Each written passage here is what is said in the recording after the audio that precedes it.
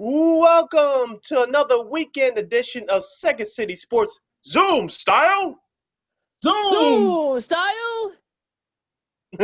Along with Lakeena and Lamont Scott, I am Sidney Brown. You can follow yours truly on the Twitter and the IG at SidKid80. Once again, at SidKid80. That's SIDKID80. That's SIDKID80. You can follow me at Keenan McGee on Twitter and at Keenan_McGee on the IG. You can follow me at Lamont Scott on Facebook, Lamont Scott 69 on Instagram, and Lamont Scott 16 on Twitter. And you can follow this podcast, Second City Sports, as part of the War Media Network by simply searching War on Anchor, which kicks you over to Spotify, iTunes, SoundCloud, Google Play, Stitcher, wherever you download your podcast. Make sure you search for War on Anchor. And we're also on iHeartRadio. Please download the iHeartRadio app. When you do, engine box War on Anchor. That's WARR on Anchor. And we're also on YouTube at War Media. Once again, at WARR Media. You can see our lovely faces. You can watch us live do our thing. Hello. Hello. Hello. Hello. Hello. We got to work on that. we got to work on that. As we always say, we're building the plane while we're flying it. Right. Practice makes perfect, as I Here always we are. say. Practice makes perfect, as I say. All right, we got a lot to get to today, so we're going to start out with some NBA for this hour. The Players Association late last night has approved a plan that will start the NBA on December 22nd. That'll include a reduced 72-game schedule, clearing the way for the league, and even to finalize the details. We'll figure out how that goes, especially how much how much crowds will be in the arenas, the travel, and all that. All this is sort of regain some of that revenue that they lost from this past season. So I'll start off with you, Sid. What do you think about what the NBA and the NBA PA have agreed to do? Is all the details are all being mapped out, but what do you think about all this and some of the other stuff that the NBA might and the PA might do? From a fan standpoint, I'm glad that the NBA is starting on Christmas. We ought to actually have games to watch instead of me going on YouTube every night and looking at old games. That's all cool and all, but I want to see some fresh games from my El Television. Now, with that being said, we talked about this for the last couple of weeks on the show. There's going to be limited to no fans in the to start off with, at least for the winter months.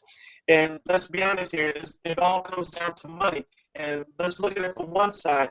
From the teams that haven't played since March, the teams that did not get invited to the bubble, like the Golden State Warriors, your Chicago Bulls, the New York Knicks, Detroit Pistons, etc., they haven't played meaningful basketball in almost 10 months. So I'm sure I know those franchises were waiting to get started. So that's a factor right there on the fat 2 months out. So they had to gear it back up again. And you feel sorry for the other teams like the Denver Nuggets and the Miami Heat and Boston Celtics, where the other three of the four remaining teams left in that bubble. So they had to tread waters as well. But I'm glad to hear that the NBA will be coming back during the week of Christmas. It won't interfere with the Olympics. I know people are pressing this issue about, you got to compete with football. They had to compete with football in some sorts anyway, but the NFL is not their problem. They have to get this season in. If they want their players to compete in the Olympics, this is the move they have to do. Lamont? Yes, and I kind of knew what happened. Once I saw how much money was at stake, they were standing to lose like about $600 million. I knew they was playing on Christmas, and by playing on Christmas, they don't run into the NFL, as you was mentioning, too much, and they get to do the Olympics, and they get the money for next season. The way their contract is structured, they get that bonus money next season, but they got to get through this season.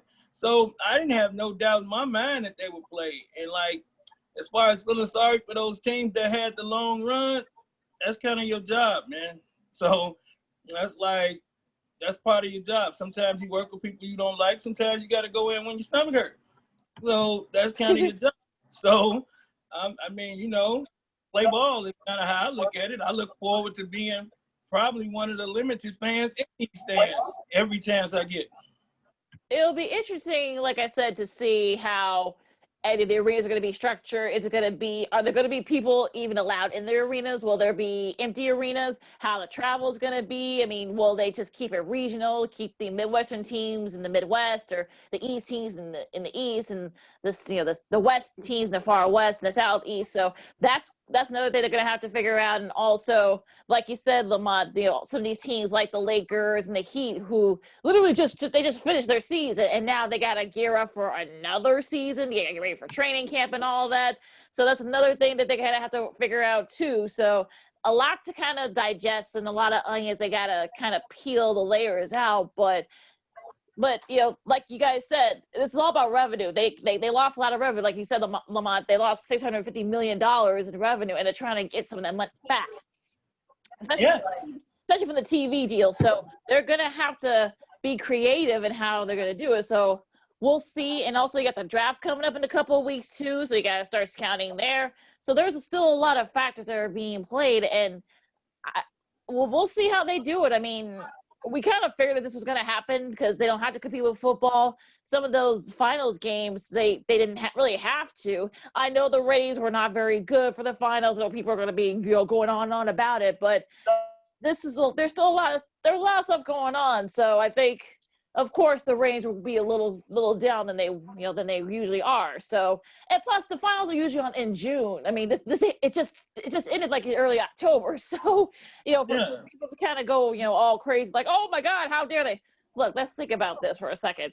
This was an impressive season, and you feel for the teams, like we said, like the Warriors and the Bulls, how they're going to be able to come back, because these guys haven't played competitive basketball in months. So still a lot of questions, and there's still going to be a whole lot of, you know, things to sort of digest and sort of figure out. Yeah, it helps that the Warriors have a few Hall of Famers on their team, so they might be able to come back a lot easier than our Bulls. But I'm looking forward to seeing our Bulls now that we got not one but two coaches. So I mean, hey, Bulls might be headed in that direction. Yeah, it's gonna be mad on Madison again. And also, they got competent people there too. So I know AK's been traveling, you know, scouting and what they can do. I mean, I know the traveling is still very limited at this point, but with the draft being in 2 weeks, with everything else going on, it'll be interesting to see how some of these teams like the Bulls and the Warriors, who haven't played in months, how they're going to look. I know, yes, they've been practicing, but they haven't played a competitive game, like I said, in months, literally. So it'll be interesting to see what they do here. What do you think? Well, I mean, I think it's going to be a little raggedy at first until people get used to each other. That's why they got the warm-up. You know, I think they go back December 1st, if I'm not mistaken. Mm-hmm. And they got that ramp up. And, you know, the first couple of weeks may be raggedy. That's why a lot of the veterans may sit out them early weeks, because that's a quicker time to get injured. So, I mean, I don't look for a lot of those upper echelon super duper stars like the Kawhis and LeBrons to run out there. I do look for Durant and Irving to get out there as much as possible, as early as possible, and as many times as possible, because they need to see what they really got in them before they go into a season. So, I mean, I think it's gonna be interesting, but it's gonna be well worth the wait and the watch. I'm with you, and as we get Sydney reconnected here, but I want to ask about sort of that's going to be interesting. Like I mentioned about the travel. What do you think the travel is going to be? Are they going to stay? Everyone's going to stay regional? I doubt a lot of them are going to be like going cross country. So, what do you think about the travel? I think they're going to do it. I think they may do it more so like you know how they do that West Coast circus trip? Mm-hmm. They may set up trips like that throughout the East, and then set up all of the West Coast trips, like, you know what I'm saying? Like, set it up where if you're close to that state, you'll be in that state. I mean, with every team having its own plane and own hotel pretty much wherever they go, I don't see it being that big of a situation, because they moving straight from an isolated place to an isolated place to an isolated place. So, and I think I had heard something about with the fans, they're not gonna let them in the bottom rows or something. They only gonna have them in, you know what I'm saying, like the first 5 rows. I don't think will be fans or something like that. So however they choose to work that part out, I think they'll be able to work it out. And with the travel, like I was saying, I think they're gonna keep it more so an isolated group type situation.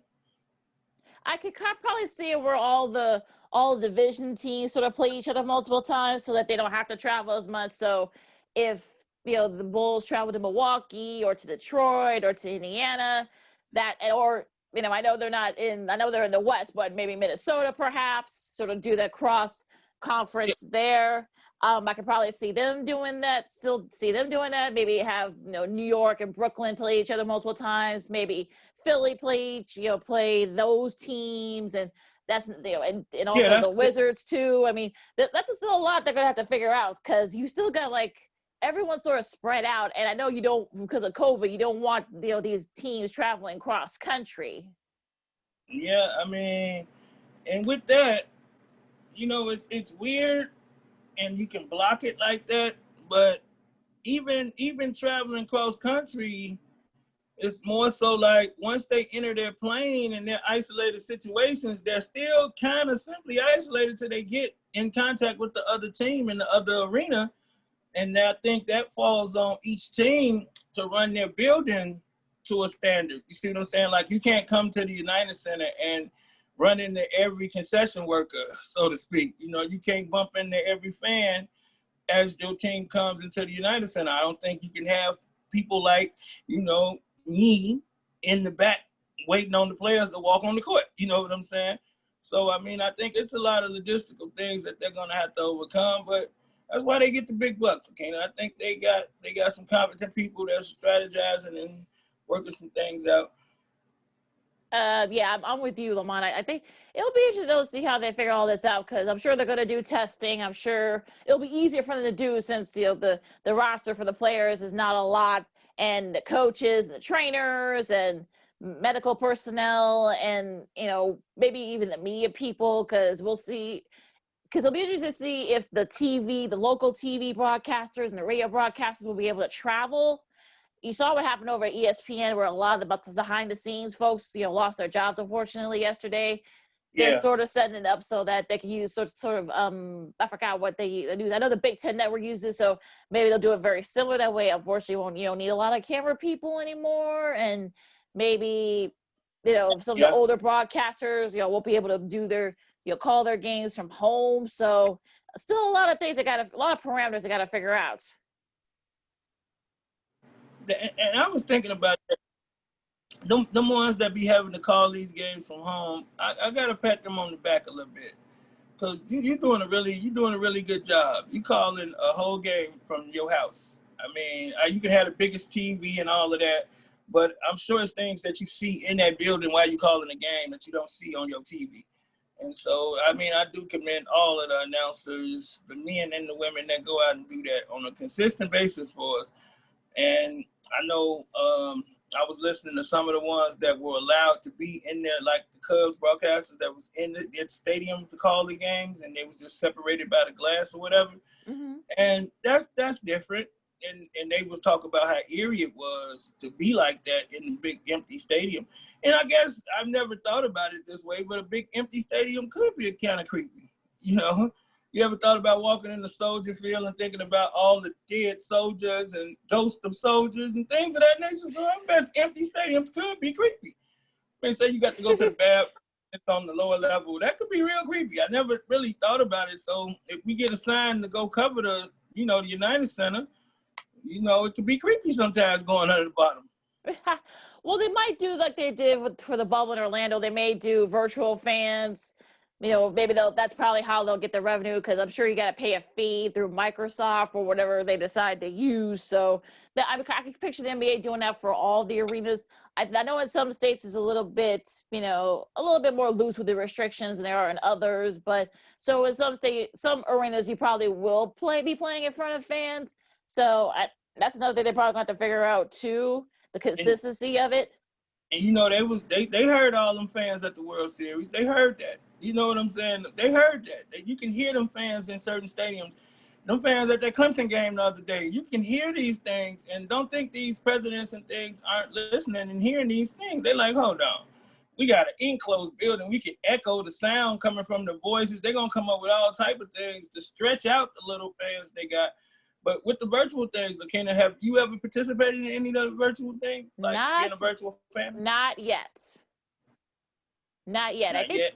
Yeah, I think there's a fee. I think you got to pay, depending on, I know Microsoft does. I think it's like $50 depending on, I guess, you know, where you are, the particular teams. So that's, like I said, that's another thing they're going to have to figure out. I'm sure not going to be playing in empty stadiums. So I'm sure the subs are going to be very similar to what we saw in the bubble in Orlando.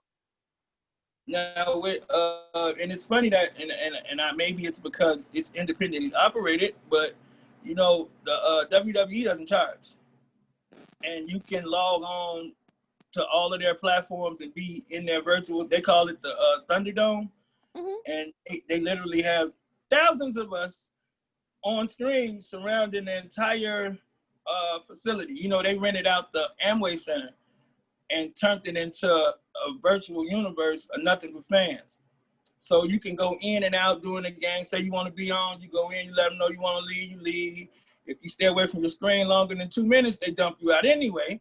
But WWE has made it really nice in the Thunderdome, where you know it's so many faces and there's so many screens that it actually look like it's people in the building because you're getting their reactions and everything. So they've done a magnificent job with their fan situation, but they don't charge. I don't know how that would work with the NBA. I think they probably would want to charge or whatever. But yeah, that's probably what they'll do. They'll probably, like I said, they'll probably do similar to what they did with the bubble. Cause I know they did one with Microsoft where you had to pay, I think, like a $50 fee to sign up and be one of those virtual fans. So I'm sure, especially in the arenas where it's going to be a lot, in states where it's going to be a lot more restrictive, that's probably what they're going to end up doing. Yeah, but I think they would get more participation if they just let them in free. You know, it's virtual. That's free. Yeah, they can take the note from. Yeah, we'll see. Yeah, you saw a lot of celebrities there, especially in the finals. So it was sort of basically a who's who among those virtual fans. So we may see something very similar there. Something they'll have to figure out. All right, so we're gonna go to the baseball diamond as we, you know, Sid has reconnected with us. We'll give him a minute to set up here, but yeah. So like I said, it's gonna be very interesting to see what they do and what the parameters are going to be once it's being used. So, all right, Sid. Now, finish your thought about the NBA, and we were talking about how the virtual fans and how you know the fans and that they travel. What's your synopsis of all this?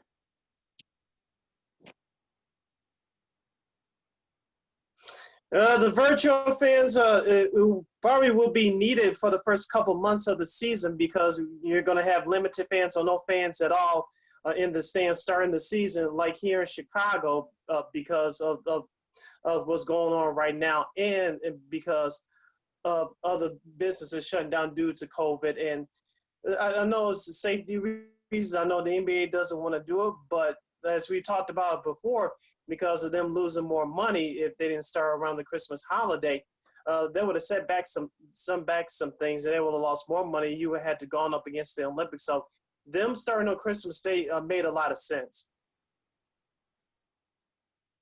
Now, what about the travel for it?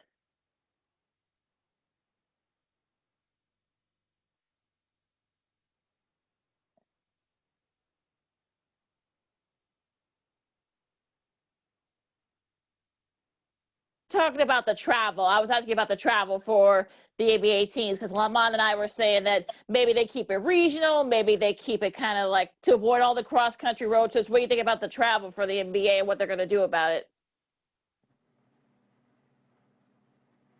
Did he get it? Oh. Frozen again. Okay. Would you try to keep it regional, or would you kind of test the boundaries and see what happens first? Or you see what I'm saying? Like, I think it's gonna take it's gonna take some stepping out on faith, which is something I don't think billionaires have a lot of, so to speak. You know, it's gonna take a lot of belief in a lot of different things to try to step out like that and try different things. Personally, I don't think it's enough people in the league with enough faith to do it. But you know, how would you handle it? I probably would, you know, maybe do a couple of cross countries to sort of feel everything out.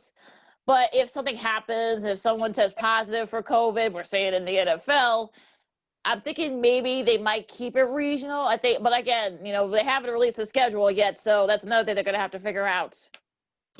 And let me ask you a question about these tests and stuff that's coming up, right? I mean, like the few people that have gotten COVID in the league and different things of that nature, do you think it's more so them catching it from the stadium or from some of their outside interferences when they're not doing their job?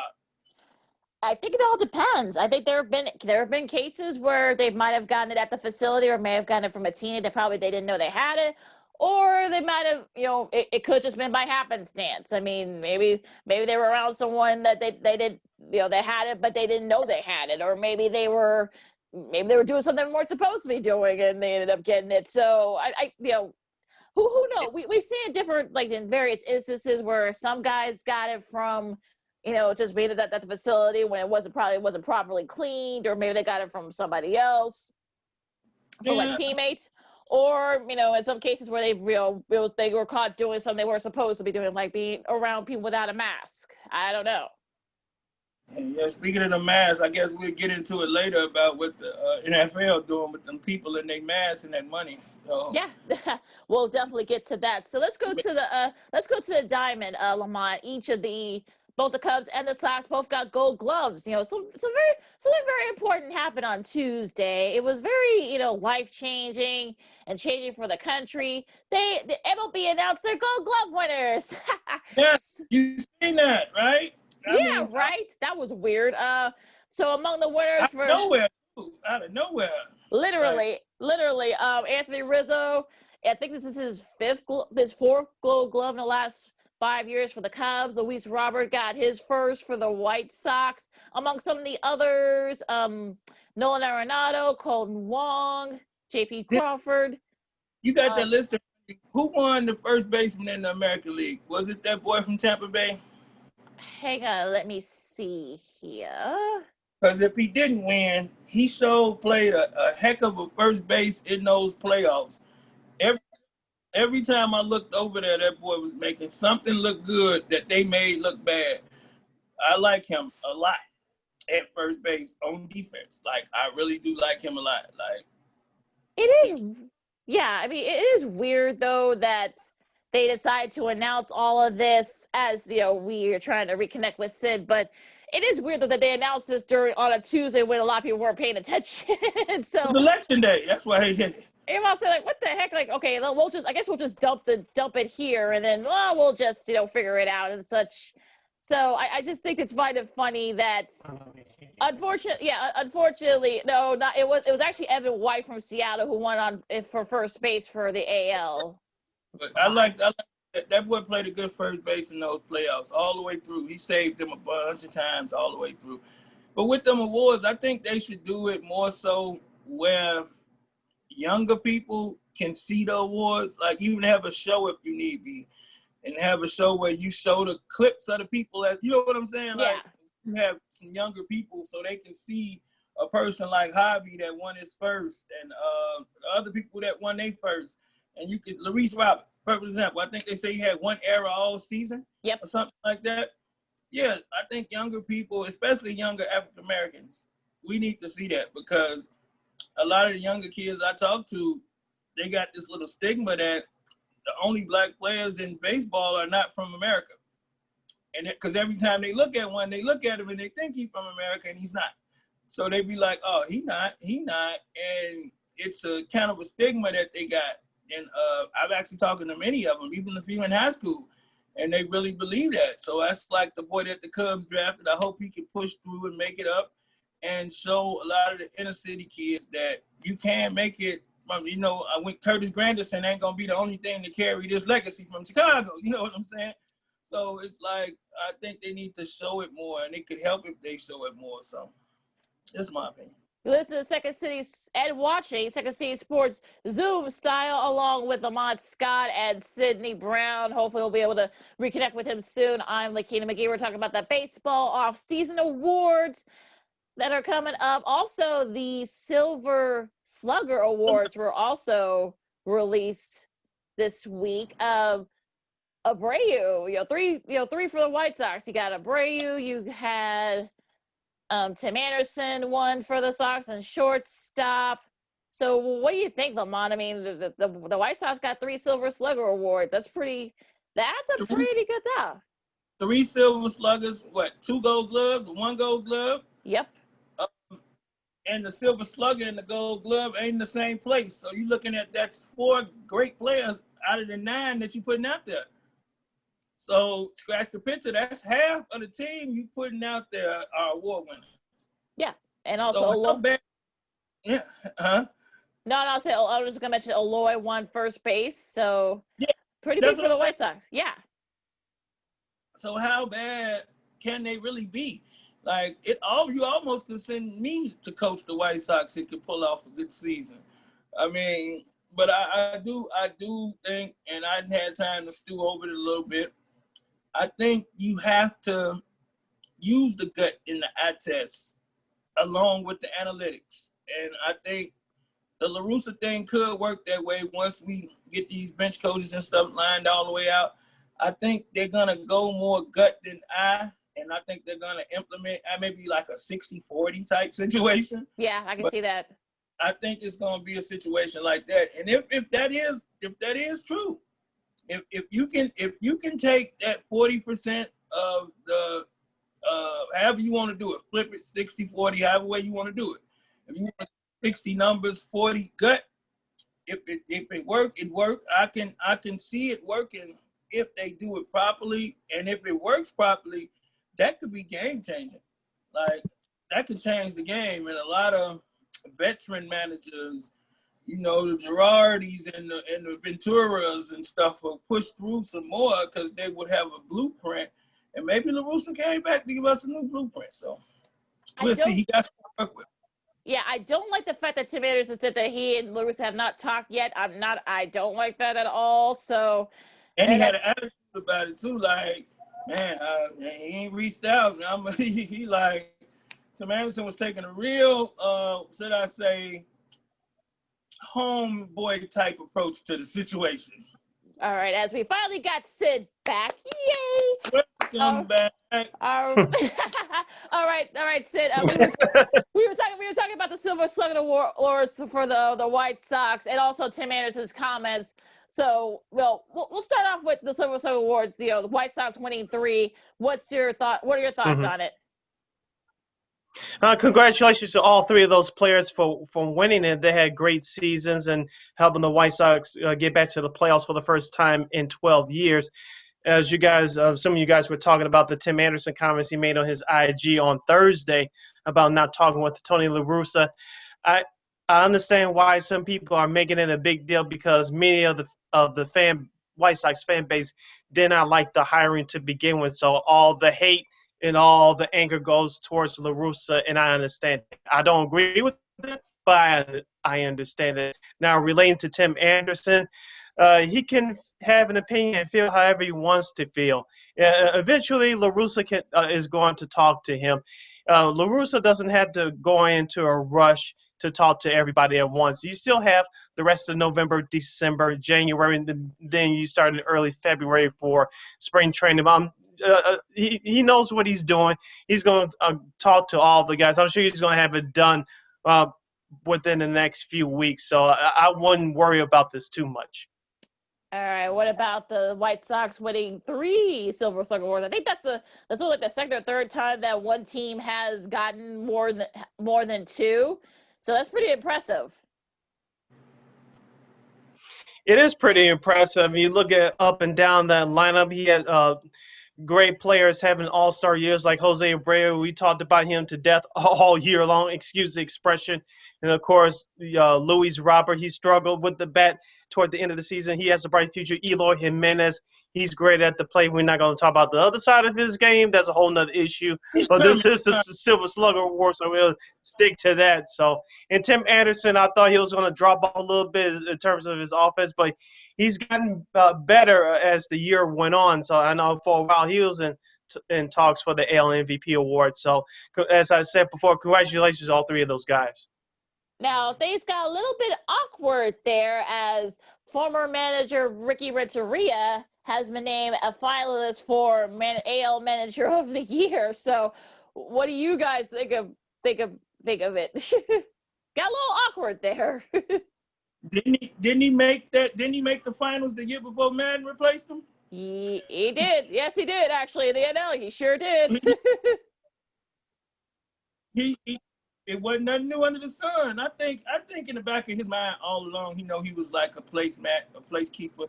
I mean, certain people I brung in to build certain things and put them in certain places. I mean, everybody can't go to the mountaintop. I mean, I remember when Moses was trying to cross over, he told him, you ain't going to make it across. The rest of them going, but you ain't going. So I think that's been happening since the beginning of time, and it continues to happen. It's just in sports now. I am healed. No disrespect. No disrespect. No disrespect. Right. Ricky Renteria is in a weird position. This reminds me of a couple of years ago. Remember the NBA head coach Dwayne Casey now with the Detroit Pistons? Yeah. He got fired by Toronto following the 2018 exit of the playoffs by the then-led LeBron James Cleveland Cavaliers. Of course, a month later, he wins the award for Coach of the Year, and he got canned by the Raptors. Of course, it helped them along with other key moves, i.e. Kawhi Leonard, lead them to the title in 2019. So I don't know if Ricky Renteria is going to win the AL Manager of the Year award. If he does, congratulations to him. But I don't see him winning it only because after the Sox clinched the playoff spot, they had 2 weeks left to prepare for the playoffs, and they went in the tank. That's why I don't think he's going to win it. Congratulations on him being a finalist, but I'll be shocked if he wins the award. Think he's going to get another job? He'll get another job as the manager. No, I can see him as a bench coach, or a pitching or hitting coach. But as a manager, not right away. If he does get another managerial job, it'll be a couple years, only because the White Sox going to the playoffs this year. That is on his record, no matter how they did it, but it is on his record. Now, the questions will be, can he handle a bullpen? Can he handle a starting pitching staff? And can he consistently manage a lineup card? And those are all the issues that we talked about all season long, guys. And so it's going to be questions there if he gets another managerial job. Now, if he wants to work next year or as soon as possible, he'll have to be hired, as I said, as a bench coach or a hitting coach or some form of a secondary job. All right, so the other awards, he'll be facing Kevin Cash from the Rays and Charlie Montoya, who I love, from the Blue Jays. Also, David Ross made the finals for AL Manager of the Year. He'll be facing Don Mattingly and Jace Tingler from the San Diego Padres. And good news, Jose Abreu has been named a finalist for AL MVP. He'll be up against Daniel Mayhew and of the Yankees and Jose Ramirez of the Indians. What do you guys think of his chances? He should win it. I mean, how many games did the mother boys miss? Especially LeMahieu. I mean, LeMahieu show up. When he show up, he show all the way out. And it looked like he'd been there the whole time. So, I will go with Abreu for consistency, man. So, we'll see. I'm rooting for him. More wars to the south side. More wars to the south side. What about you, Sid? As I said all season long, Jose Abreu is your AL MVP. Look how many games that he has had with multiple home run games.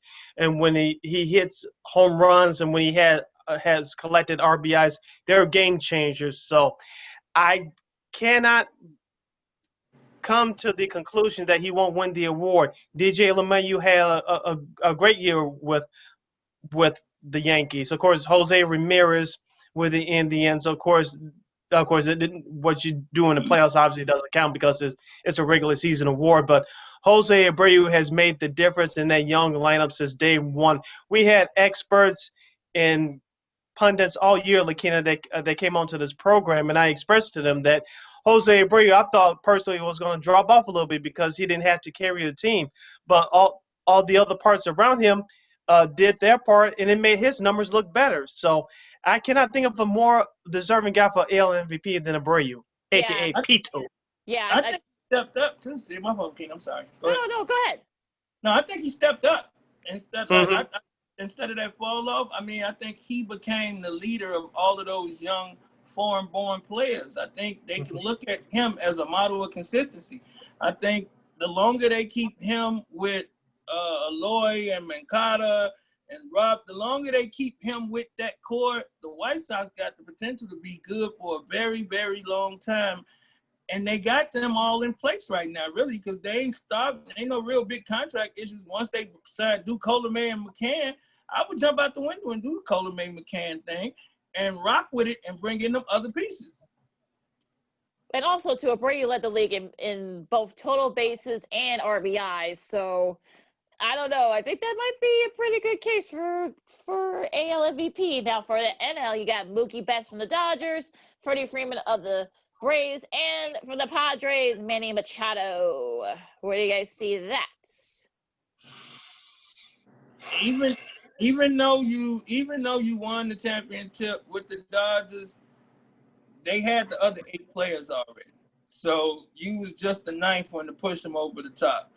Freddie Freeman has been right there all of these years. And I think this patting him on the back finally will get him that respect he deserves greatly. Manny Machado, nah, he can come in 3rd, but I think it should go to Freddie Freeman.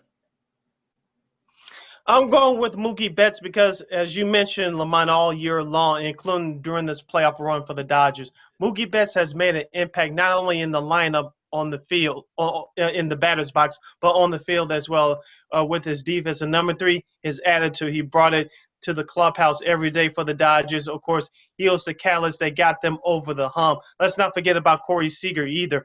I know he's not up for the award, but those 2 guys, I know Seager's been there the longest, obviously. Those 2 guys helped finally bring the Dodgers over the hump. And Mookie Betts' attitude has been at a high level since day one. I know Mike Trout gets the respect that he deserves as being the 5-tool player, the best player in baseball. But sad to say, if you're a Trout fan, Mookie Betts is that guy right now. And he's proved it all year long from day one until Game 6 of the World Series this past season.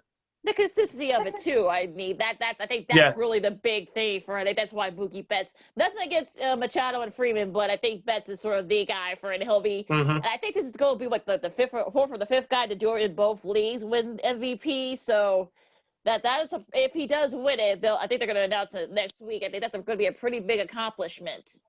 Boston, I know Boston's stomach hurt. But it's just certain players you look at and you just can't let them go. Like, if Chris Bryant played half up to the level of Mookie Betts, we wouldn't even be considering saying, okay, we can let Bryant go. You know, it wouldn't even be crossing our minds, so to speak. But I don't know what Boston was thinking. They ain't like they was starving for players and talent. They just paid a lot of other talent that wasn't as good as Mookie. And that's why they found themselves in the position that they were in. But, yeah, I mean, I don't see how you let something like that go out your door. I just don't see it. Real quick with the Cy Youngs in both leagues, Shane Bieber, Kenta Maya from the Twins, Shane Bieber from the Indians, and Hong Jong-Roo from Toronto. Where do you guys see that? Real quick. Dang. I'm rooting for him. What about you, Sid? I'll go with Shane Bieber of the Indians. I have Bieber as well. Now for the National League, you got Trevor Bauer from the Reds, Jacob deGrom from the Mets, and Yu Darvish from the Cubs. And looking at the numbers, I think this is going to be a very tight one. But I'm going to say Darvish because he was consistent the whole year. He had the lowest ERA. He was 7-0 over his first 7 starts of the year. And look, he ended up having probably one of his best seasons of his career. And nothing against Bauer, but his ERA just wasn't, kind of, fluctuated. So, and also so did deGrom. So, and the Mets weren't even a factor. So I'm thinking, this is going to be Darvish's. I think it should be Darvish simply because the Cubs underperformed all year long, and he didn't. And technically, if you go back to the second half of last season and all of this season, he hasn't underperformed, man. Yu Darvish has been, once that cheating scandal came out, Yu Darvish became the dominant man he was again. Once they said that them people cheated him, it wasn't on him no more. It took a weight off of his back because he thought he had lost his stuff. He was confused why they was hitting his ball so hard. And so once they announced it and it went out there like that, you can see the change in him. Technically, it probably wasn't a change. It was just a weight lifted off your back. And sometimes when you dump weight off your back, you get better. And I think that's what has happened to him. And it should go to him because he was consistent in the points you made, the Grom, and that in fluctuation on the other side. So he should win that, man. What about you, Great Sid? point. Yeah, great point, Lamont, about Yu Darvish, because like you said, once the news came out, and of course he had a couple of nagging injuries his first year and a half with the Cubs, so he had to get over that as well. So, like you mentioned, Yu Darvish did pitch his butt off this past season, but I think it's going to go with Trevor Bauer because he's the only pitcher of Cincinnati that you saw on that 5-man rotation and said that guy can give us a chance for victory on that day. And of course, Cincinnati returned to the playoffs for the first time in about 5-6 years, something like that. Yep. And so Trevor Bauer was a big part of it. I think the award's going to go to him. Should be Me personally, I though. would like Darvish to win it, but I think it's going to go to Bauer. Yeah, that's what I'm afraid of too. That's what I'm afraid of. All right, real quick with the Jackie Robinson Rookie of the Year in the NL, you got Alec Braum from the Phillies, you got Jake Cronwith from the Padres, and Devin Williams from the Brewers. Real quick, who are your picks? San Diego. He played through all them other great players, and I think he's gonna be around for a long time. I'm going with him. What was the list again, Lakeena? Alec Baum from the Phillies, Jake Cronworth from the Padres, or Devin Williams from the Brewers. San Diego's rookie. Yeah, I really like Cronworth, and I think he's got the numbers also to back it up. And for the AL, Christian Javier from the Astros, Kyle Lewis from the Mariners, and Luis Robert from the White Sox. It'd be blasphemy to go against the White Sox.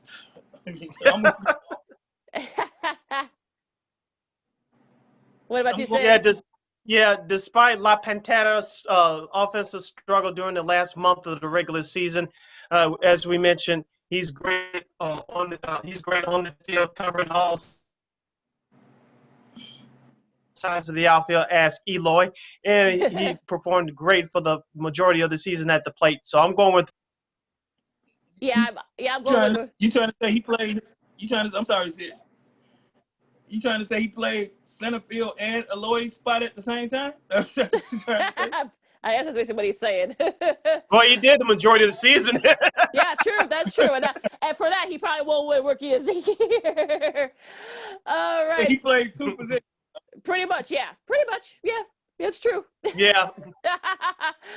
All right, let's switch over to, and also the awards will be announced all next week. So check it out on the exclusive announcement on the MLB Network. And let's go to the college gridiron, you guys, before we take our break. The Pac-12 will be back in action, and unfortunately, there's always been one game that's been canceled already. Washington and Cal, I think Cal had to pause their football activities because of COVID. I think they had like multiple players and coaches, but unfortunately that game's been canceled. But probably the marquee game is on ABC tomorrow night. Stanford and Oregon. Oregon looks like they may have their best shot to perhaps maybe break through and get into the college football playoff. What games are you guys looking forward to this weekend? That Oregon game, I think they're gonna Oregon gonna have a problem playing without fans. I just feel like they is. That's just an opinion, but as far as looking forward to, you got some big games this weekend. You see which game I'm looking forward to. Uh-huh. Yeah, I'm looking forward to that game because Clemson gonna have to prove, because if Boston College that good? Did they overlook them, or is Clemson that bad on their back end? So it remains to be seen. Now, the Notre Dame quarterback, I don't know if he can throw the ball that far and do those things. He had to have the best game of his life. But I'm looking forward to watching that game very, very closely. I'm looking forward to number 23 Michigan going to Indiana to take on the 13th seeded Hoosiers. Of course, Michigan lost in the upset at home last week to the state rival Michigan State. Also, 9 a.m. for you West Coasters on Saturday morning between Herm Edwards, Arizona State Sun Devils versus number 20 USC. That's on Fox. There's some news there. We'll probably get into that later. And also, I'm looking forward to number 8 Florida versus number 5 Georgia. And also, let's go to Oklahoma State. They're ranked number 14. They'll take on Kansas State, who they are 4-2 as well. As you mentioned, Lamont, number 1 Clemson travels to South Bend to take on Notre Dame. And it should be interesting. It's not as jam-packed as it was last weekend, but it still should be interesting weekend in college football. Lakeena, do you have news on our local teams who will there be playing this week? I'm looking it up now, but I'm not gonna say Ohio State should be an upset alert. I'm not, but at the same time, though, I mean, Greg Schiano for some reason has his way with that Rutgers program. They always tend to play, their best, give everybody their best shot. So I'm not gonna look before any Ohio State fans come at me say, oh, you want them to lose. No, I'm not saying that. I just said that, just don't overlook that. That's all I'm saying. What do you think Michigan gonna beat Indiana? Well, I mean, they're both kind of the same if you think about it, right? So I think that it'll be a high scoring affair. I'll say that. I heard some interesting stuff about Michigan, and it brought some stuff to light. Technically, Michigan ain't been good for a very long time, and it ain't Harbaugh's fault. That program has been bad for a very long time. You look at the 2 coaches before Harbaugh. They've been bad for a minute now, and a lot of people blaming it on Harbaugh. I don't think so. I mean, I don't think so. I really don't. And maybe he may be the Bears' next coach, so he might want to get out of there. Well, before let's go. Let's get back on the rails here. Nebraska's playing Northwestern. That should be a good one there because Nebraska hasn't played in 2 weeks. Also, Maryland and Penn State. We'll see if Penn State can finally get their first win of the season. Michigan State at Iowa. And Minnesota will play Illinois too. These teams haven't played in about a week, so it's gonna be interesting. That's gonna be interesting too. So for all your local teams, Jesus. I think the games I'm looking forward to. We'll see what Clemson does. I mean, look, I'm not even gonna try to say the guy's name, but look, I know. Last week, I mean, I think once he got the nerves, out the way, I think he started playing better. So I'm not. I think Clemson will do just enough to slow down that Notre Dame offense. So I think they'll end up pulling that out. That's another one. The one that you just mentioned, Sid. OK State and Kansas State both are coming off losses, so that'll probably be a slugfest there, a high scoring affair there. 50. Yeah, probably. Stanford and Oregon. Yeah, it's gonna look a little funny without fans. I think it's some of those. I think it's some of the Pac-12 schools. Is it no fans at all? I thought I read somewhere that it's gonna be maybe they're just gonna have family and friends maybe of the players. I don't know if that's true or not, but that's gonna be a little bit odd. Yeah, like you said, it's Arizona State and USC at 11 a.m. Arizona Sunrise Devils.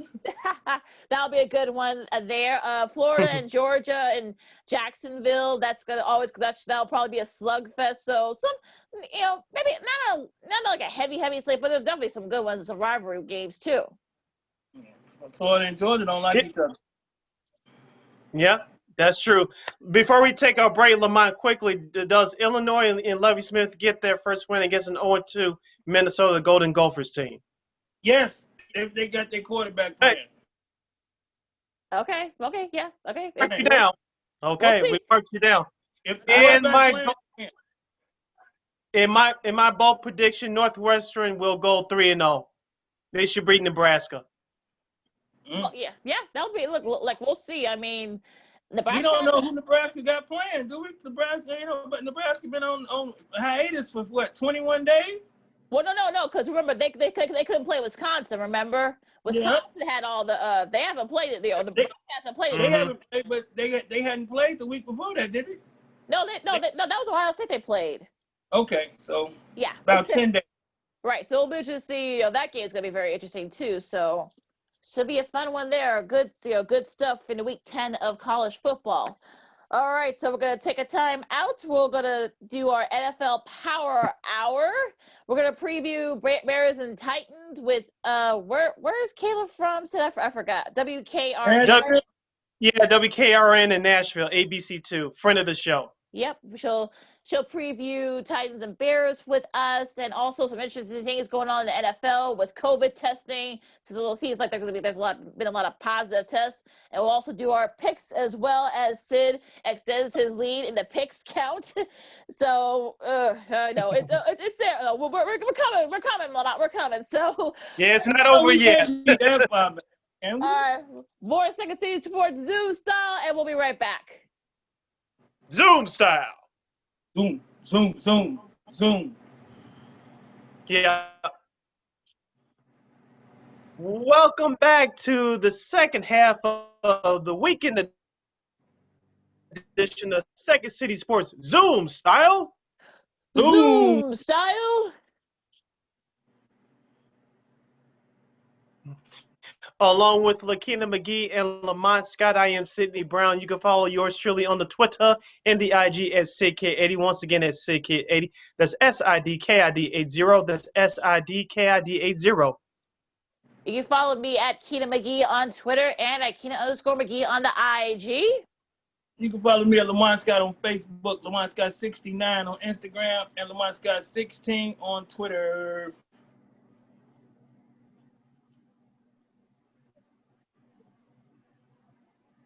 And you can follow this show, Second City Sports, along with our other podcast programming from We Are Rico Radio, a.k.a. War Media, at War on Anchor, wherever you download your podcast. We're also on iHeartRadio. When you please download the iHeartRadio app. When you do, please type in that search engine box, War on Anchor. That's WARR on Anchor. And we're also War Think Live. Instead of just hearing us, you'll be able to see us. Just simply type in War Media on YouTube. Once again, that's WARR Media on the YouTube. You can watch us do our thing, as I said, live. And you can see our lovely faces. Hello. Hello. Hello. Hello. Hello. We're getting there. We're almost there. We're still working. We're still practicing that, folks. Yeah. All right. So with that said.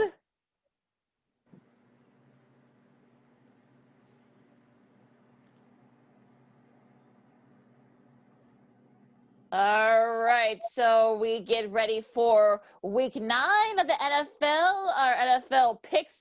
Cincy, Cleveland, the Rams, and the Eagles are on bye. So, if you have Baker Mayfield, Joe Burrow, the Rams defense, and I don't know if there's anybody in Philly that's worth on the fantasy team. Sorry, Eagles fans. But so make sure you sit them out this week. And Sydney, as I said, right before we went on our break, Sydney is extended his lead by 2 games. So now he's ahead of Lamont by 3 and me by 4. So, but still very early. We're only about halfway through the season. So there's still plenty of time for us to catch up. All right. So some good games here this weekend, gentlemen, as we get the schedule up on the NFC East, where pretty much everyone is still in it, sad to say. We got the New York Giants and Washington. I'm going with Washington. Me too. That defense should beat up that boy. Yeah, I'll pick Washington too. Which should be then one of those 6-3, 9-6 type of deals. So that's not worried about that. All right, in the NFC North, you got Detroit and Minnesota. I'll start. Look, Dalvin Cook will probably run all over the Lions defense, so I think Minnesota wins. They should be able to get back on track. And I'm going with Minnesota too.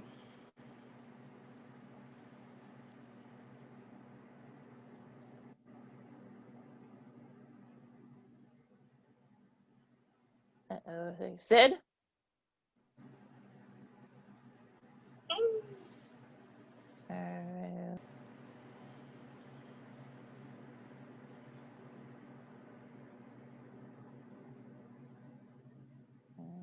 Don't need no episode at home. Minnesota home. Okay, sounds good. All right, we got Carolina and the Chiefs. I'm going with Kansas City.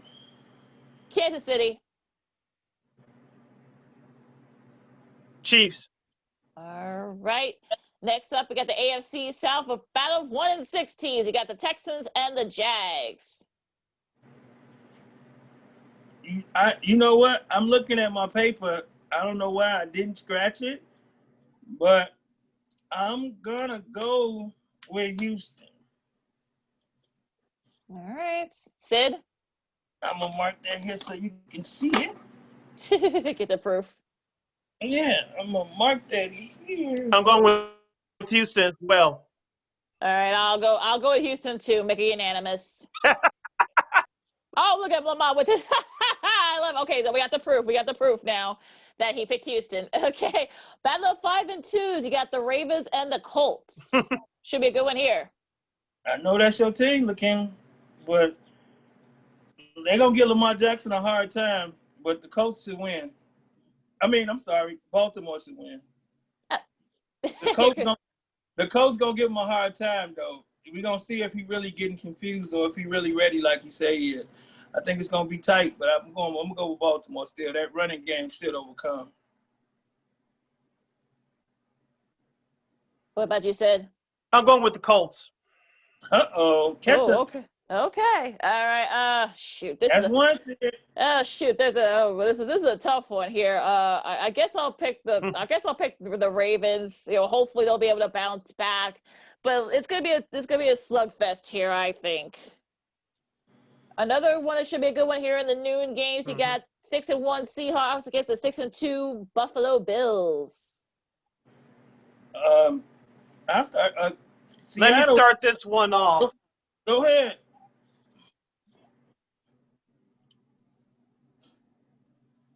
Yeah, I'll start this one off. This is my Super Bowl prediction. I cannot wait to watch this game. Of course, Seattle's been near past 3 seasons. Buffalo got back on track last week with a key victory over the New England Patriots.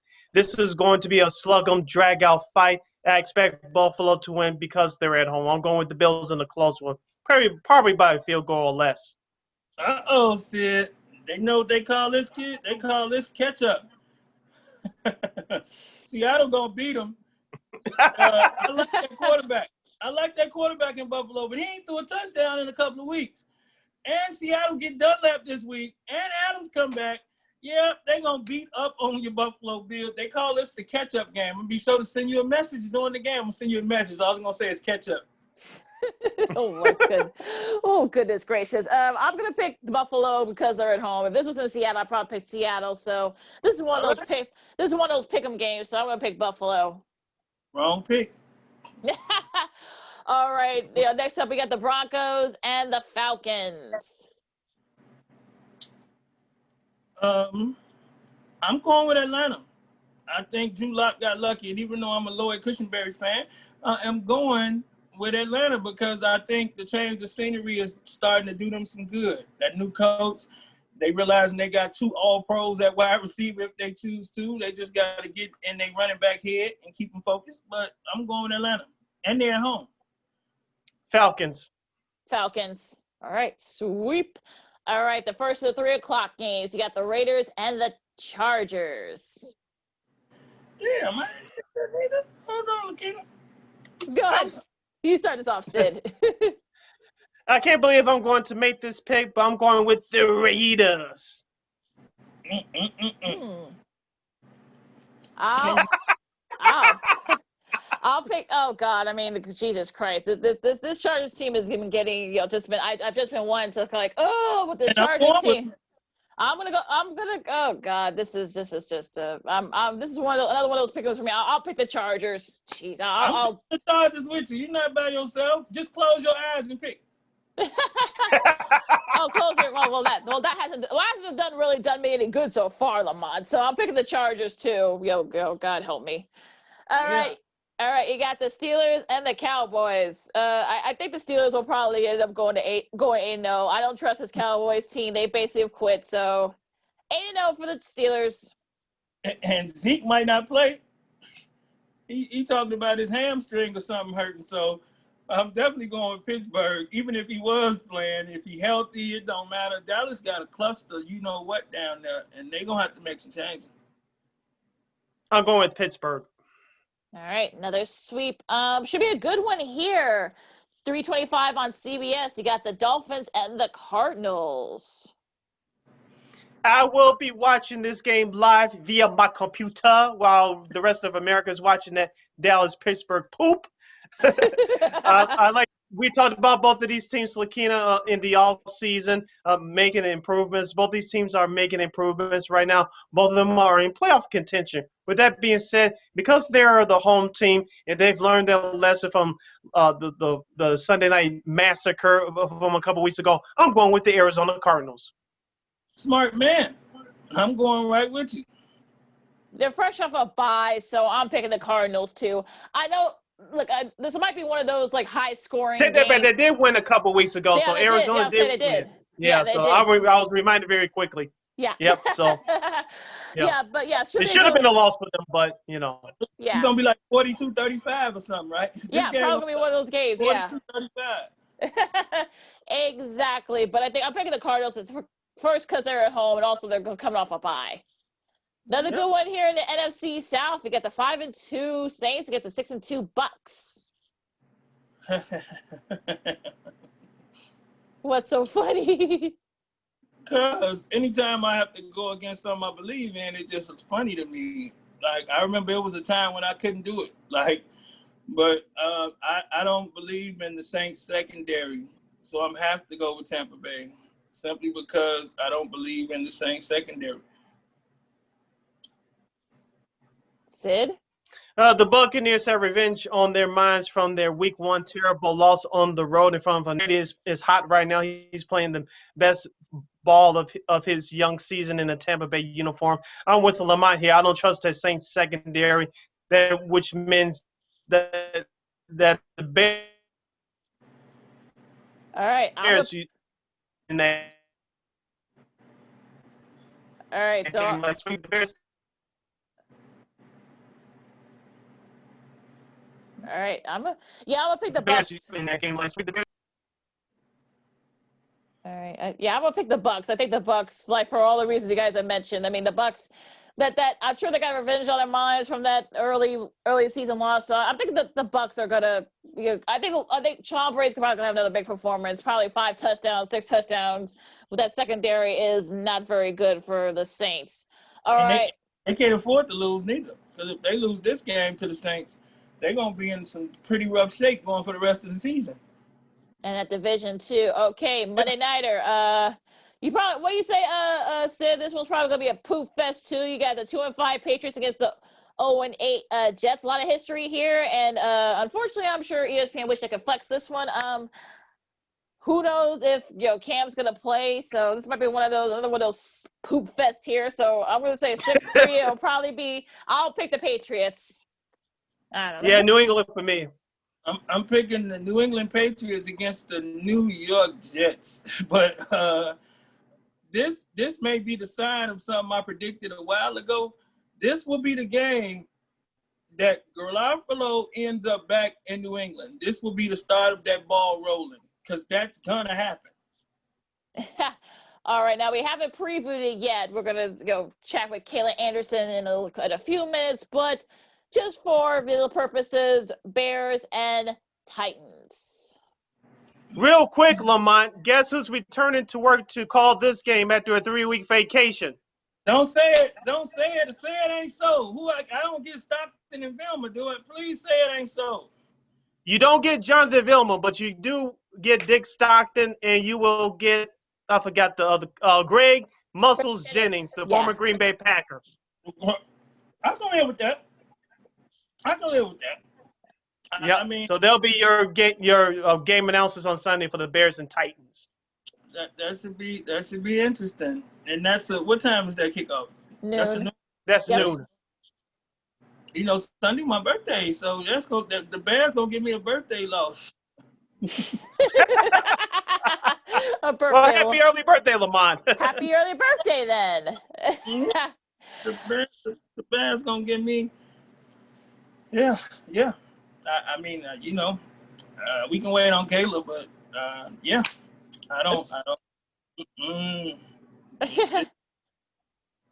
Things are rough on over at Soldier Field right now. I mean, I don't see it. I don't believe it. They didn't try to make no move to improve it. So, I mean, I guess they're content with it. And if I was on the Bears sidebar, if I was Mitch Trubisky, I would play hurt and tell them my shoulder killing me. I can't do nothing. I'm not going to do nothing. Y'all didn't pick up my contract. Look, I'm hurt. Send me to get surgery. I'm done. And go on to my next team. And try to revive my career. I would be hurt if I wasn't hurt for the rest of the year. Y'all don't want my contract. Y'all bench me. Yeah, my shoulder hurt. I'm hurting. Oh, good grief. Yeah, this game is going to be a slugfest. I know everybody's against the Bears right now, and deservedly so. The only thing that's going to help them is that they're playing on the road. And Tennessee is missing Taylor Lewan, their offensive all-pro offensive lineman. He's gone for the year with ACL, which he suffered a couple of weeks ago. Derrick Henry has not been that great for the last couple of weeks. The Titans are 0-2, just like the Bears are 0-2. The street, I'm going against the grain. I'm going with Chicago. That's Shit. right. You gonna give up the lead like that? Oh, Oh my goodness. Okay. I'm gonna wear a shirt that say Heinz Monday when we come. I'm gonna have ketchup all in the back. All right. Well, I mean, look, the Bears have their problems on the offensive line themselves. So, they basically are kind of plugging guys in, and plus, especially with Whitehair probably not gonna be able to play because he tested positive for COVID. It's on top of the other injuries that the Bears O-line have had. So I'm thinking Derrick Henry might be able to, will plow through, and this might be one of those games where, again, this might be another one of those 24-20 type deals. So I'm picking, you know what, just because I trust the Titans a little bit more than I do the Bears. We'll ask Kayla when she comes on, hopefully in a couple of minutes. But I mean, I'm picking the Bear. You know what? Gosh. Who? No. That was a Floridian slip on my part. You picking the Vikings? No. Actually, I'm going to pick the Titans. I mean, just because I trust. Look, like I said, I trust their offense more than I trust the Bears' offense. I'll just say it like that. And I think Derrick Henry is due for another big game. Not just that, Lakeena. Right now, who would you rather have throwing the ball, Ryan Tannehill or Nick Foles? Can neither be an option. Yeah, exactly. You got to pick one because that's all they got. Right now, I would take Ryan Tannehill and his tendency to make just the right throw and not the bad throw, as opposed to Nick. They're the same person almost when you look at their game. So, but I would take Ryan Tannehill's. I'm not gonna make that mistake to make us lose, and I know what I got behind me situation. And Derrick Henry can afford to take a week or two off because he ran for over 200 yards on multiple occasions, so he can afford to take a week or two off. That ain't gonna hurt him. But this won't be the week he take off. I actually hope he don't run one of our Bears over and make him a highlight. I really do. Yeah, you don't want to be. Yeah, I don't. Like I said, you don't want Kyle Fuller. If you're listening, I hope you don't want to be like Josh Norman from Jesus. The rookie. I don't want the rookie to try to make a highlight film and think he gonna take him down at the leg. Oh, Jalen Johnson. Oh gosh. Yeah, real ugly, real fast. Oh gosh, I hope not. And those are your NFL Week 9 picks. So as we wait for Kayla, hopefully she'll be joining us in a little bit. What do you guys see from this game? Because both these teams are kind of coming off of 2-game losing streaks. Both of them had the sort of like their, let's say, their comeuppance, if you will, on either side of the ball. So what are you guys expecting from this game? If the game had snow and the Bears had a running game, it'd be the perfect game because I expect some punching and fighting and kicking and hard hitting and hard running. But unfortunately, it's only going to be coming from one side of the field. I don't see us having a hard pounding, pushing running game to help us if it was snowing. But yeah, I mean, I think it's going to be one in the middle, and I think they got a little more than we got right now on offense to score. A couple of things for the Bears. Of course, you have to establish a running game no matter who's playing on the offensive line. David Montgomery, he had a good game last week, but I expect a better game from him some ways, somehow. And Nick Foles, as you mentioned, Lamont, during our pick segment, who's the better quarterback, Ryan Tannehill or Nick Foles? Like you said, neither should be an option, but Nick Foles has thrown at least one interception in every game he has played this year for the Chicago Bears. And that trend has to stop. If he doesn't turn the football over, the Bears will have a greater chance of winning this ball game. Of course, yours surely picked him, so we'll see about that. But Nick Foles has to play better, and your head coach, Matt Nagy, has to call better plays. You do not have Kansas City personnel. Let me repeat that again. You do not have Kansas City personnel. Just helping you out. Thank you, Lamont. I thought you was going to say Nick Foles has thrown an interception in every game he's played. It just sounded like that was going to come out your mouth. I was like, ooh. Well, I mean, and also too, I know the Titans defense is not something that, to write home about, but they actually are second in the league when it comes to turnovers. So they might look. Foles got to be careful with they got to be careful with the ball, the Bears offense, because they can actually force turnovers. Believe it or not, you remember, Mike Vrabel's got that sort of, that tenactic mentality. Because remember, when he played for the Patriots all those years, so he was able to kind of instill that in the defense. So, I mean, they're not flashy, but they're not that bad. They're actually in the top 10 when it comes to receiving too. They actually have a pretty good secondary group. So They got safety back there. They got safety back there. I can't think of his name right now. They got a safety that gets down back there. But yeah. I mean, I don't trust Nick. But not trusting Nick is Matt's fault. So I think it all goes back to our coach, man. What kind of game will he call? Will he realize it's a player called the running back? Well, what will he do? Sid, what do you think? I'm thinking. Sid's away for a second, but Kenny Vaccaro, I think that's who you're talking about. I think Sid, yeah. Who's actually been to a couple of Pro Bowls. So yeah. I mean, look, I know that the Titans defense, like I said before, doesn't. He doesn't really. They don't really get don't get the sort of the name recognition that the other defense does, like the Bears defense. But that's actually not too. They actually got some pretty good guys on the secondary in the back end with Vaccaro and Beard, and I know Desmond Kane's not going to be able to play this week because they got to do he has to go through COVID protocol. But I think look, that secondary though is going to be. Allen Robinson will probably go against Vaccaro a lot, so all day. That's going to be a pretty good matchup if you're both the Bears and the Titans fan. That should be a really good matchup. Yeah, that's what I was saying. And I mean, I think they gonna pull it out, man. I thought that Allen Robinson would match up with Malcolm Butler, but we may see that at various points of the game as well. Taking a look at that Titans defense, that's a young, hungry and aggressive defense. No, they don't have any superstar names, but they get after the quarterback and they can take the ball away just like the Bears defense as well. So we'll have to watch that right there. That's why I said earlier that Nick Foles cannot turn the ball over. If he does, or any of those Bears players do, it's going to be a long day for the Monsters of the Midway. Yeah. I mean.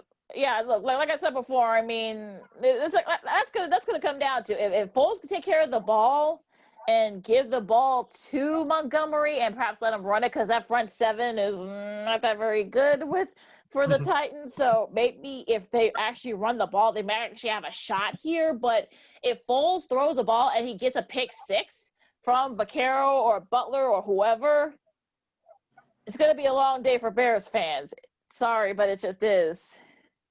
Unless they can get one of their own, which is going to be tough because I think Ryan Tannehill approaches the game like he's playing for his job every week. You know what I'm saying? I think he approaches the game like that. And I think that's why his mistakes are limited. I think he really is approaching the game like that. And if you listen to Tennessee's receivers and even Derrick Henry talk about it, he like, man, y'all talking to all these other people for MVP. Tannehill numbers is right up there with the rest of them. Why y'all ain't saying his name? Is it because he played for Tennessee? He say take some of that shine off of him and give it to his quarterback. Also look at Titans wide receiver A.J. Brown. I believe he's in his second season, I believe. He can have a big day if Derrick Henry can establish the running game with the Titans. If Derrick Henry can establish the running game for the Titans, and then Bears defense, if it breaks, it's going to get ugly. Yeah, it could be a long day for the Bears if they don't kind of like establish the game right away. And if they don't, I mean that is gonna. I'm not gonna say it's gonna be a blowout, but don't be surprised if it is a blowout. Yeah, I just think Matt Nagy needs to like he had mentioned it earlier. Matt Nagy need to coach your players and not your scheme. I told you I'm gonna get it on a T-shirt. Coach your players, not your scheme. And do that. We can do it. I'm gonna say Chicago, coach your players, not your scheme on the back. And joining us right now, she's a friend of the show. We had her on a couple of times last year, once before during the preseason and the others during the playoffs for the Tennessee Titans. She's no other than Miss Kayla Anderson. She's from ABC2 WKRN Television. I hope I have that right. You can follow her on Twitter at Kayla Anderson TV. Once again, at Kayla Anderson TV. She covers everything Nashville and Tennessee sports. Kayla, welcome back to the program. How are you? Hey, I'm doing well. Good seeing you guys. Thanks for having me on. No It's problem. it's great to see you as well.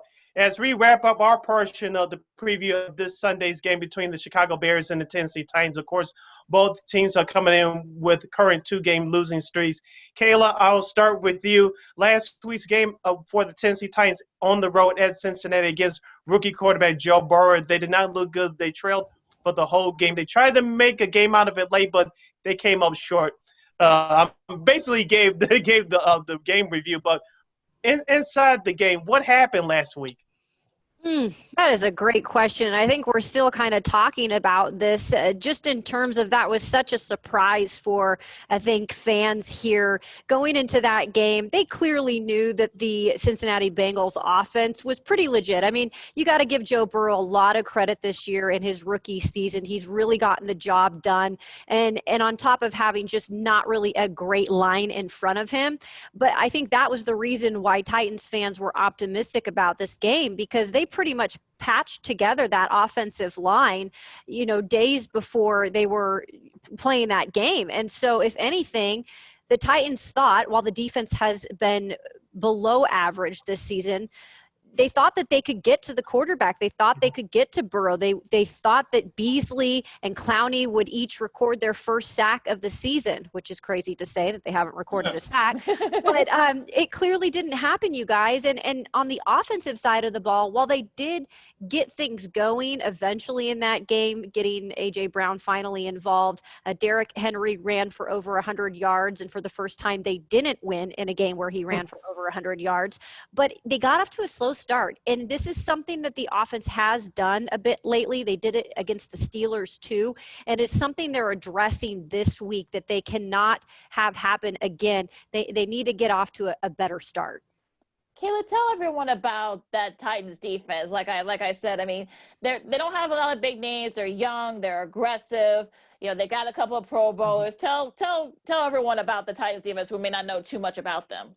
Yeah, it's really interesting, you guys. This is my fourth season covering the Titans. And ever since I've been here, the defense is really the side of the ball that we've felt the most comfortable about going into every season. And we felt like they were always the part of the team that could win games for this team. And then obviously Ryan Tannehill came aboard and Derrick Henry got going and it switched to the offensive side. But the biggest thing that has changed this year with this defense that we're starting to really think is a reality is when Dean Pease, the great Dean Pease, who came over from Baltimore a couple years ago, became the defensive coordinator, did a lot of good stuff with this defense, even with not a lot of big name players. I don't think we knew how valuable he was until he retired last season, and he's not back this season. And Mike Vrabel decided not to hire a defensive coordinator and take on the role himself. What we have seen is what he won't admit, but we're seeing a lot of miscommunication. I just don't think it's as easy as everyone thinks it's going to be a head coach and a defensive coordinator, but he has a lot of pride. He said hands down the other day that is not the issue. The defensive coordinator situation is not the issue, but in a way we're seeing these players individually digress. There are some names on this defense. They got rid of Jarrell Casey, but they did add guys like Jadeveon Clowney. That was a last-minute signing. He's been okay. He's a disruptor. He's supposed to be that. He hasn't technically got to the quarterback in terms of a sack yet this season, but he has been working towards that, and they're happy with the progress he's making. But in my eyes, he needs to step it up. There's young Harold Landry also. We have looked at the past couple of years as being a guy who can get to the quarterback. He has underperformed. And then you look at the Titans secondary, and this has really been the position that is hurt this year. That used to be the defensive strong point. Their secondary coach moved on, went back to Ohio State. Anthony Midget done a good job, but he's been dealing with injuries. Adoree Jackson, who is the cornerback that was supposed to come in this season and really have a good year, he's been injured most of the year. We don't even know if he's going to play this Sunday, still has not been activated. And then you got a guy like Jonathan Joseph, who they brought in just to be that veteran presence, and he ended up playing because they're so weak at this position. He got exposed last week against the Bengals, and he's off the team. So you have like a little bit of patchwork going on. Malcolm Butler has put it a lot on his shoulder. He's been really good, but you just can't put it all on one or two guys. That defensive unit has to start to come together at some point of the season if they're going to be a competitive team the rest of the way. Lamont? Yes, Kayla. Do you think Ryan Tannehill is being overlooked and underappreciated by most of the rest of the NFL? I heard Derrick Henry mention some things about his quarterback, and he has some high praises for him. Do you think Ryan Tannehill is being overlooked and underappreciated? Yeah, I think that I think a couple weeks ago after one of the wins, said that he should be in the discussion for MVP this year. Those two are really working great together, and they both complement each other so well. You have to give Arthur Smith, the offensive coordinator, a lot of credit for what he's done with this offense. I think he got some love at the beginning of the season when they started to string those wins together. And then when they lost to Pittsburgh, it all kind of went away. I think he's done a really good job in terms of carrying his play from last season over to this season. And he's been better. I mean, he gets better. He's very hard on himself. He's a really big competitor, but most of all, he's been a huge leader for this team. The guys say that he's very vocal, especially a guy like A.J. Brown, who's still very young. He has great chemistry with almost all his receivers. As you see, they get the tight ends involved a lot with Jonnu Smith and some of these no-name tight ends. And then you got a guy like Corey Davis, who has also stepped it up this season in a contract year. So I think that connection with his weapons this year, his confidence, and then having a guy to complement him like Derrick Henry, where he doesn't always have to have the pressure put on him. Because when it comes down to it, guys, this team wants to run the ball. And then that will open up opportunities for Ryan Tannehill to do what he does. I think if they can get going again here, he'll get a little bit more love. But yeah, at times I think he still is a little underappreciated just for the fact that they got rid of him in Miami essentially. And really in Miami, he didn't do much. And we're starting to think maybe that had something to do with Adam Gase. I don't know. Right, possibly. Kayla, Kayla Anderson of ABC2 Television in Nashville, Tennessee, their sports anchor reporter, is joining us here on Second City Sports. Along with Lakeena and Lamont Scott, I am Sidney Brown as we preview this Sunday's contest between the Chicago Bears and the Tennessee Titans. Kayla, I want to stick with the Titans running game for a moment. You guys have a stud all-pro offensive lineman named Taylor Lewan who suffered a season-ending torn ACL injury a couple of weeks ago. I said to people that Derrick Henry is still going to get his numbers, but it's going to be even tougher, especially against this Chicago's Bears defense coming up this Sunday. Talk to us about Taylor Lewan and how his absence is going to affect this offense. Yeah, you got that right. Absolutely. And it is still a thing where they're having to adapt to that. What I will say on the positive side of things for that line is Ty Sombrello, who has come in to fill in, has done a really good job. And he's a young guy that didn't really get much play, would fill in at times. And we just spoke to him today, and you can see that his confidence is continuing to grow. I mean, it's going to be a huge challenge this weekend. Khalil Mack is a bad man. We all know that. You guys know that. And it's Yep. going to be an ultimate challenge. And I think this is where you really do see this team get tested and see how they stand up to that. But you had mentioned Derrick Henry is going to get his yards. This is a guy, you guys, that in the first 2 years I was here, I honestly questioned how is he in the NFL right now? I mean, this guy was not doing anything. He was picking up negative yards on almost every run. He was running left to right. He was a whole different back from what he is now. And he has only gotten better. And he has this determination that he's going to do everything he can to put the team on his back when he needs to. And he's proven it time after time. He's gotten off to one of his best starts here. He's been extremely consistent. So I think he'll put a little bit more weight on his shoulders to try to do the best he can. But that line's definitely going to be tested. But it is a cohesive line. Roger Saffold, real solid guy. Ty Sombrello spoke very high of him today too. He's kind of kept those guys together since Big Taylor Lewan has been out, and he was definitely the vocal guy on that group too. I'm sure he was. Now, Kayla, I want to go back to the defense here. They're kind of, opportunistic, if you will. They can sort of force turnovers when they get the opportunity. So do you think they can have a chance to do that against this Bears offense that have had their struggles? Yeah, I mean, you look at Nick Foles and not taking anything away from the guy and what he's done in the past. And, the situation has been very, very odd there in terms of what happened with Mitch and putting Nick in there. But he's not that quarterback that time and time, game after game, he's not phenomenal, right? And so he's prone to turning over the ball. And I know, if anything, that's what those Titans are trying to do on defense this week. They're going to do everything they can to get to him, and that has been an issue. The pass rush has been an issue. I know you guys are a little bit banged up on the offensive line as well, so I'm sure that the defense is salivating at that fact. But I would look to the guys that have been the biggest difference makers in helping create those turnovers is Jeffrey Simmons. We call him Big Jeff. This is the thing about him, though. He has missed the last yesterday he missed practice. Today I went to practice. I saw him in stretch, but then he left after that. He's been dealing with a little bit of an injury. I don't know if that's just they're saving him to get him ready. I think he'll play. We'll see here in just a bit, but that would be a huge missing piece if that did not happen, because he has helped create some of those turnovers. And then I would say, bringing the blitz sometimes, bringing some of those guys up and getting to them. That's what Dean Pease like to do a lot. I could see them doing that as well. But you're right. They have had turnovers in certain situations, some timely ones at that. It hasn't happened as much lately, but I'm sure they're thinking if there's a game we can get that going, it would be this one.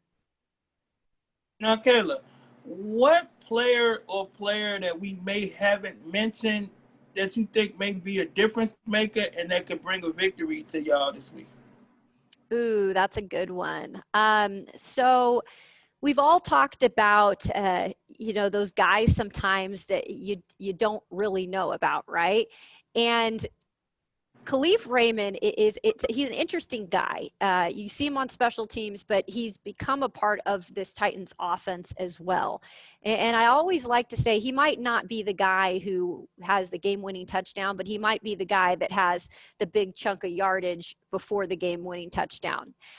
That's the kind of guy, sometimes we look to have those big plays that will set them up in the end. So maybe Khalif Raymond I could throw in there.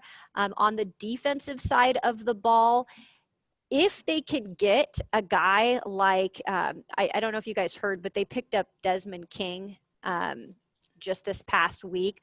We don't know if he's going to play yet. Mike Vrabel said today that they're getting him in the building Saturday, but it seems like he's really coming along well with everything. You never know. Some of those guys that get on a new team and want to prove themselves right away, sometimes they can be a difference maker, maybe a turnover or something that could be a deciding factor. Just throwing it out there. Yeah, like Nick just put up sometimes, so it's quite possible. We're heading down the home stretch with friend of the show, Miss Kayla Anderson of ABC2 Television down there in Nashville, Tennessee. She's their sports anchor reporter right here on Second City Sports.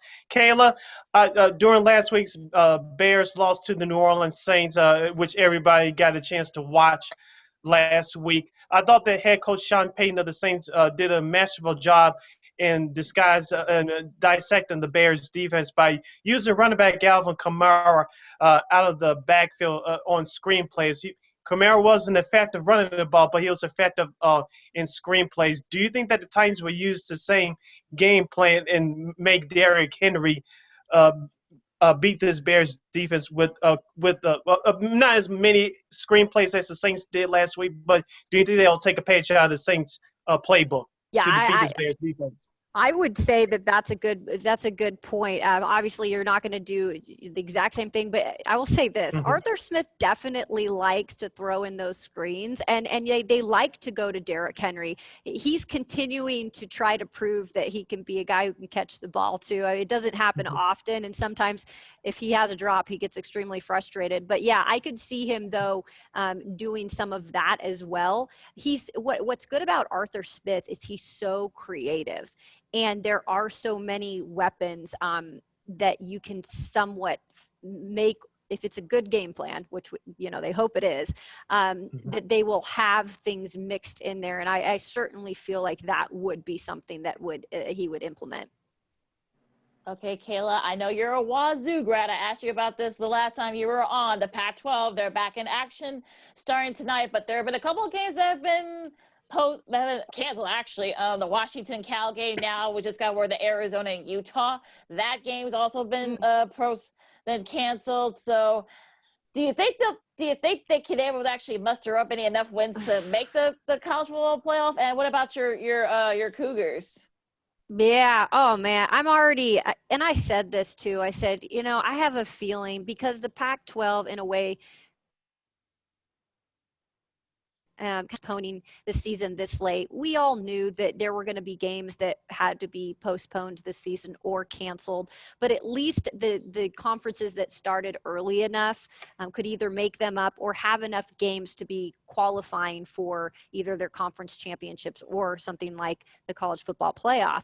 And when the Big 12 did what it did last week with Oklahoma State losing, they pretty much canceled themselves out of the college football playoff. So yeah, a lot of eyes have been on the Pac-12. Can they get a team in? But the only way that I see that happening is if there is a team that can play every single game in their very, very short season. And right now, like you had mentioned, with those games being canceled, they're already off to not a great start. Now, the two teams that they have mentioned that are in the mix, USC, I do not agree with that. You can call me a skepticism person when it comes to USC, but I just don't think that program is even close to being what it used to be. Clay Helton is not the guy for that job, but of course they're going to get a lot of love, right, guys? They're USC. It's always going to be a favorite pick. My team to be able to have a chance to go is Oregon. And while it pains me to say that because I've never liked Oregon as a Washington State fan, I do like their head coach. I like the experience they have had in getting to those type of positions. So I'm going to go with Oregon. As for Washington State, guys, I'm just hoping that we can beat Washington this year. Let's be real. Okay, as much as I loved Mike Leach, he's doing an awful job at Mississippi State, might I mentioned. But he was 1-7 against the Huskies. Yeah. That cannot happen. The Apple Cup is a very big deal to us up there, and it was almost like it was downplayed in a way because they were just okay with having Leach and getting us to bowl games, but you couldn't beat our rival. Like, I always thought that was a problem. So I hope that we can beat Washington. I like Nick Rolovich. I think that for the most part, they're not changing anything offensively. So you're going to still see a lot of air raid type of situations. The one thing that they need to get better at, guys, if they're going to compete in the Pac-12, what we had back when I went to Washington State was defense. Yeah. And hopefully they can get that established there. And if they can complement on the defensive side and then have that nasty air raid craziness, I think it will be a match made in heaven, and hopefully we can compete again at the top of the Pac-12.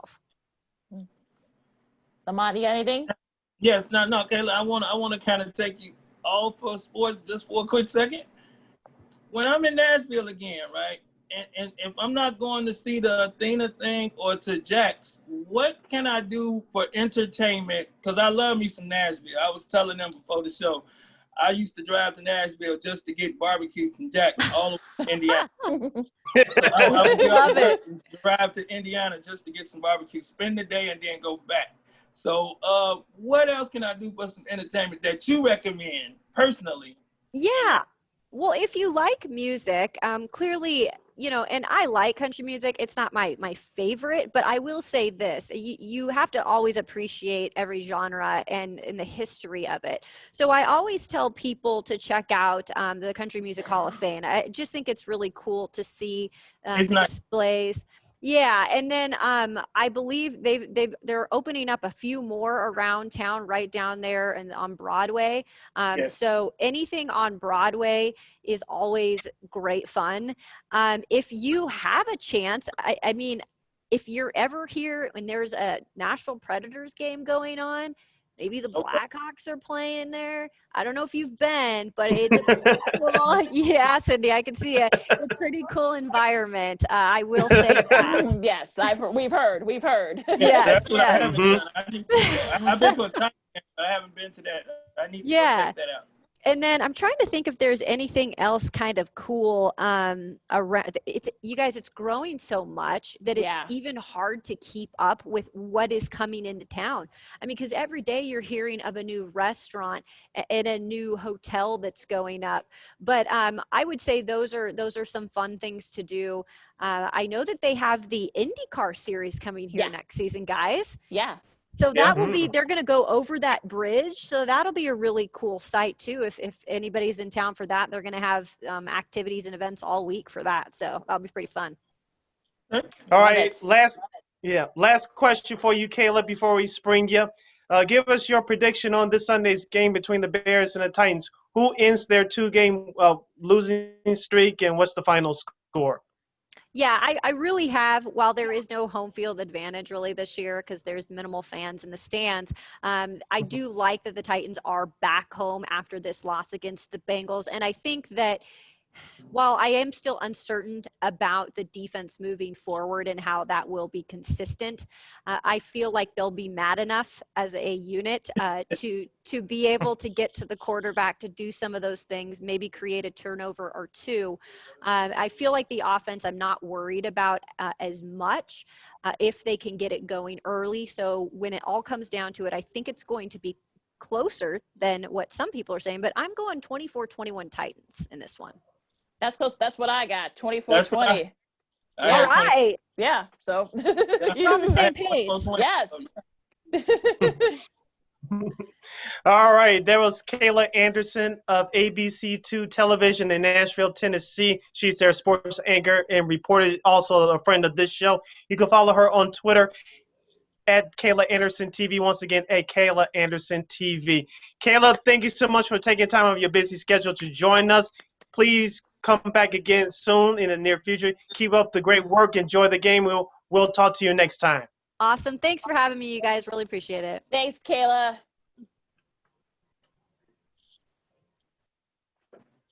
All right, that was Kayla Anderson, once again of ABC2 Television in Nashville, Tennessee. She's their sports anchor and reporter. And now you know why she's a friend of the show. She's fun and engaging, and she can talk everything. And Lamont, that's why we have him on the team. He'll bring something out of you that you people don't expect to hear. This is what we do. Absolutely.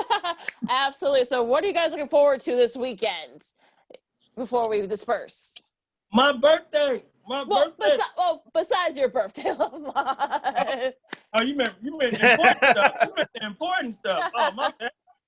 Well, that's important too. Well, that's important too. The birthday's important too. So happy early birthday. The college football, man. I mean, and I really want to watch that Bears-Titans game. I mean, I do want to see, can we hold up against Derrick Henry? If he's Derrick Henry, when I haven't seen him when he's not Derrick Henry, but I do agree with something she said. I didn't believe in Derrick Henry the first couple of years neither. I thought he was just going to be a big back that would float. I didn't believe in him at first, but the last couple of seasons he proved, really last year, the second half, after they beat Kansas City, I think it was last year, he went on a complete tear. And since then, he just hasn't stopped. And I think that's going to be real challenging for our secondary to try to stop that one, because I know he's going to get past the first line. So I think we're going to have to stop him on that back end. So I'm looking forward to that. That Tampa Bay, New Orleans Saints game, if the Saints win, they'll set up a lot of people. So I'm going to be watching it. Yeah, college football and pro football for me, a couple of games in college football. You have Northwestern and Nebraska. Hopefully Northwestern, as I guaranteed on this show, they'll go 3-0. Florida and Georgia in the middle of the afternoon. And also USC taking on Herm Edwards in Arizona State. I'm personally rooting for Arizona State. We'll see what happens there in the 9 a.m. West Coast time kickoff. And, of course, Sunday's game, of course, besides Bears-Titans, I'm looking forward to Arizona and Miami in the late window. And my Super Bowl prediction, the early games, which I'll be watching live via my computer, is the Seattle Seahawks and the Buffalo Bills. So that's what I'm looking forward to. Real quick for me, like you guys said, all the games you guys mentioned, that Florida-Georgia game is always a fun one, even in this circumstance. Yeah, it's gonna be weird watching that Arizona State USC game at 11 a.m. our time. I'm sure it's gonna be even weirder for them because it's gonna be 9 a.m. for them, so it's gonna be also I guess their Fox kickoff. I guess they're not going to be on this week because I think they may have had a positive COVID test there in the I don't know if it's between the guys in the front of the camera. I think it was behind the camera. So I guess they're going to have Emmanuel Acho and I guess some of their NFL guys. Carissa Thompson and I believe Terry Bradshaw. And the pregame show is cut down from 2 hours to 1 hour this week. Ooh, okay, so that's a tough one for Fox to have to swallow, especially since their rates have actually gone up this year with their pregame show, their football college football pregame show. Excuse me, sorry about that. So yeah, that's a tough one there, but that should be a fun one there with Arizona State and USC. Michigan and Indiana. We'll see if Michigan get back on track. Notre Dame and Clemson. I think the game's gonna be closer, but I think Clemson will end up pulling out that game. Stanford and Oregon, we'll see where Oregon is. Like Kayla said, I think they might have the best shot of getting into the playoff, representing the Pac-12. Hopefully they won't have to deal with have to cancel the games. And also the NFL stuff, all the games you guys mentioned, I won't repeat them. I'll say this stuff for repeating them. And also the Masters are next week. We'll talk more about that. Yeah. We'll talk more about that next week. But yeah, the Masters are next week, and ESPN is doing something really cool with having their college game day be in Augusta. So that's a nice little cross promotion there. It's gonna be weird having the Masters, in middle of November, but it's sort of what you got to do here. So and also the awards, the MLB awards. So it'll be interesting to see who wins those awards. Say the MLB Interruption Awards. Yeah, right. That's so crazy. All right, on that note, you can follow me at Keena McGee on Twitter and at Keena_McGee on the Instagram. You can follow me at Lamont Scott on Facebook, Lamont Scott 69 on Instagram, and Lamont Scott 16 on Twitter. You can follow yours truly, Sid the Kid, on Twitter and the Insta at SidKid80. Once again, at SidKid80. That's SIDKID80. That's SIDKID80. You can go to our website at weareregalradio.com. That's WEAREREGAL radio.com. And you can check out this podcast, Second City Sports, along with other great programming from War Media, just by searching for War on Anchor, which kicks you over to Spotify, iTunes, SoundCloud, Stitcher, Google Play, wherever you download your podcast platforms. Make sure you search for War on Anchor. We're also iHeartRadio. When you download the iHeartRadio app, just type in the search engine box, War on Anchor. That's WARR on Anchor. And we're also on YouTube at War Media, once again, at WARR Media. You can watch us live doing our thing. We're real, folks. Hello. Hello. Hello. Hello. Hello. Oh. We're getting there. We're working on it. We're getting there. We'll get there. On it. We're getting there. We're getting there.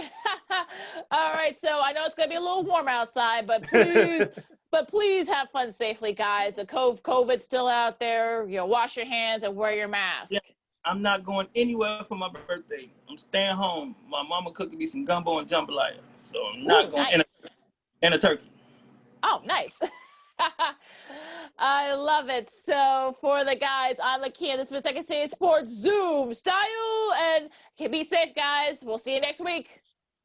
Peace. Happy birthday, Lamont. Until next time. Holla.